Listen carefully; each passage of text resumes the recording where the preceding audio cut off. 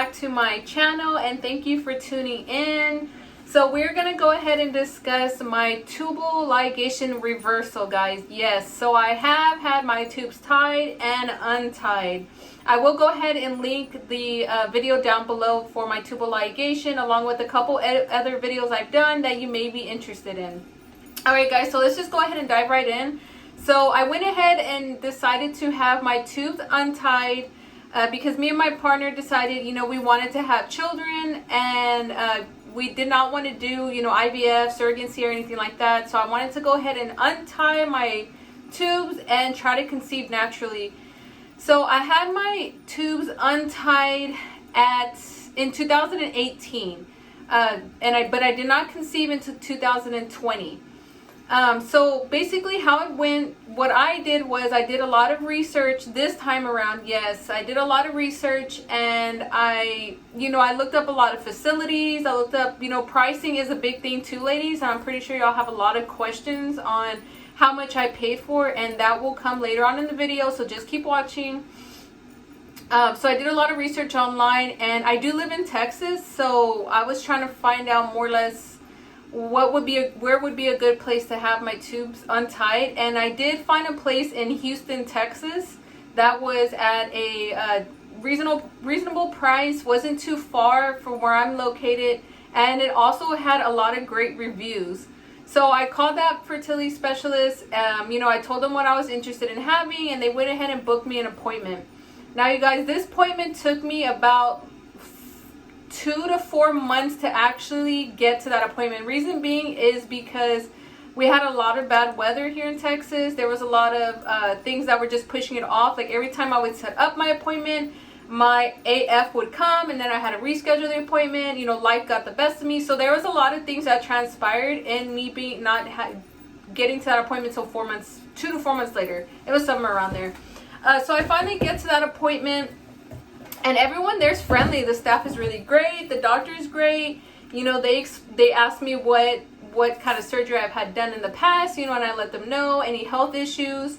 And then we go into the examining room, and of course they do like a pap smear, and they do blood work, and then they also give you information of what everything is going to cost. So everything that I paid, ladies, was all together for the hospital fee, for the surgeon, for a follow-up appointment, and medications, I believe, if I'm not mistaken. All together, I paid about a little over $8,000.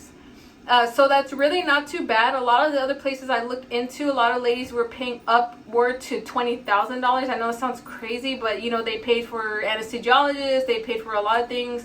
I would suggest just do your research, ladies, to see what y'all can find, because there is a lot of places that offer different things.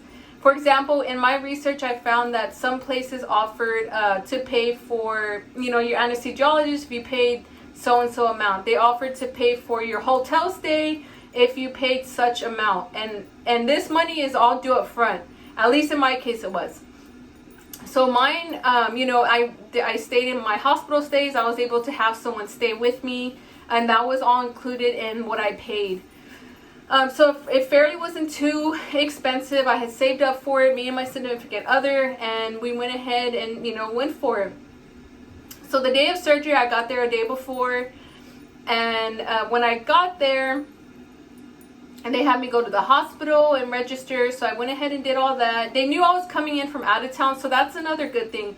A lot of these fertility specialists know that a lot of couples, women's, whatever, are seeking help that they don't necessarily live in the same town that they work at. So they are very understanding of, I live over here, so I have to travel, and they understand that, so they will work with you. So instead of registering like days before, I registered that day of. So that way I wouldn't have to keep traveling back and forth. So they were really good about that. And just keep an open line of communication, ladies. Just let them know, hey, I live over here, or this isn't going to work for me. What can we do to get this to work? And I'm sure they'll work with y'all. So anyway, so back to the story. So I went, registered, sat around and wait. I was fasting. And then my surgery was scheduled for, God, what time is it scheduled for? I want to say maybe 8 or 9 in the morning. I got there an hour before because I had to do lab work and everything like that. Got there before. They took me to the back when it was my turn. And of course, I had to get in the gown. They did some lab work, asked me some questions. And then I kind of just sat around and wait until the anesthesiologist came in and talked to me. And he let me know what was going to happen. He was very professional, great bedside manners. And, then they started wheeling me back. And the next thing I know, I just remember the anesthesiologist saying, I'm going to give you something to relax. And I remember looking up at him, and then that's it. I don't remember anything else until I woke up in recovery. And whenever I woke up in recovery, it was the funniest thing. My mom was actually there with me, and my doctor came in, and I was still, really loopy from all the medication and anesthesia. And I remember telling her, is there a baby in my stomach? I was just very, I think I was still trying to get off all that medication, you guys. But I clearly remember my doctor telling me, when she got in there, and the way they had to do the surgery, guys, was almost like a C-section style. They had to cut at the bikini line a very big cut, and I will go ahead and insert a picture.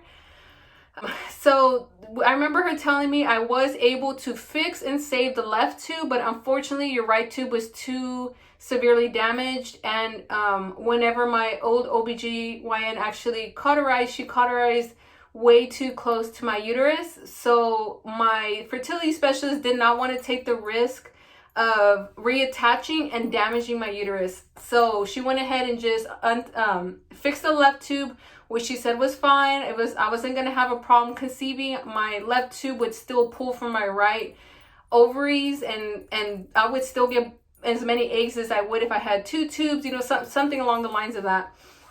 I was okay with that, you guys. I didn't have a problem with it. So after that, they wheeled me into my own room that I had, and the hospital was very professional. Everybody there was very nice. They took really good care of me, you guys, because I was really loopy the whole, I want to say I was there for 3 days total in recovery, and I was very loopy because they had me on a morphine drip, and a lot of the times I really don't remember what was happening. I just remember vaguely, people coming in and out, looking at my scar, making my incision and making sure it was fine. My mom was there also the whole time, and she took really good care of me too. They helped me go to the restroom. My mom helped me take a shower. And then, by the time we knew it, it was time for me to be discharged and start my journey on the way back home, which was a pretty long drive from where I live to Houston. So we leave, we go home. It was a long, bumpy ride, ladies. So I had to recline my chair all the way back in the car and just kind of relax. And they did give me some prescriptions before I left for some hydrocodone, ibuprofen, things to help with the pain. And they did tell me, come back. And I want to say it was 4 weeks, maybe a little more than 4 weeks, to have my post-op visit and to remove my sutures, because they were not dissolvable, ladies. They were able to put sutures on the inside of me, which were dissolvable, but the ones on the outside needed to be removed. So I go, I get home, and my recovery is really well. I actually live upstairs, so it was a little bit harder, climbing up those stairs, because I'm not gonna lie, ladies, this surgery was a little bit more painful than my tubal ligation, because the incision was a lot bigger. So it was a little bit more painful, coughing or grunting, anything that required you flexing your abs or abdomens or whatever, was painful. So I needed help to get up out of bed to go to the restroom, and God bless my significant other, because I usually pee a lot in the middle of the night, and I had to keep waking him up to help me go to the restroom. But he got through it like a trooper, and I love you for that. Thank you. My mom helped out a lot. She did help with my other children. She watched them a lot because, I wasn't able to get up and cook as much and things like that. So she would take them for a little bit. They kind of switched off, and when he would go to work, and she's a stay-at-home mom, so she's a homemaker, so she would, it was really easy. They helped out so much, ladies. And that's one thing I could say is, while you're recovering, you are going to need a lot of help. At least I did. A lot of help getting up, cooking, even taking the shower was a little difficult. Lifting up your leg to get it into the shower, I had a hard time doing. Also, bending over to get my pants on, just things like that we don't think about. on a daily basis was a little bit harder for when you have surgeries, when you really start to realize like, wow, like I really do need a lot of help. So with taking a shower, how that worked, ladies, was they put a big gauze patch that they say do not remove, don't mess with, don't touch it, just leave it alone. So with that huge gauze patch, I had to use saran wrap, and I mean, I saran wrap from under my breast all the way down to try to not get it wet. And even then, I still kind of had to do a little sponge bath. So, you know, just try to take a shower as best you can. I know it's going to be difficult, but you know, it's just you just got to try to do it, you know, figure out what works best for you, and maybe someone will be able to help you with that. So once all that was done, you know, my weeks were up. I went to my post-op. I went to the back. I went ahead and took everything off. They took my dressing off, and I'm going to be honest, my stomach looked weird. Like, it just looked very swollen.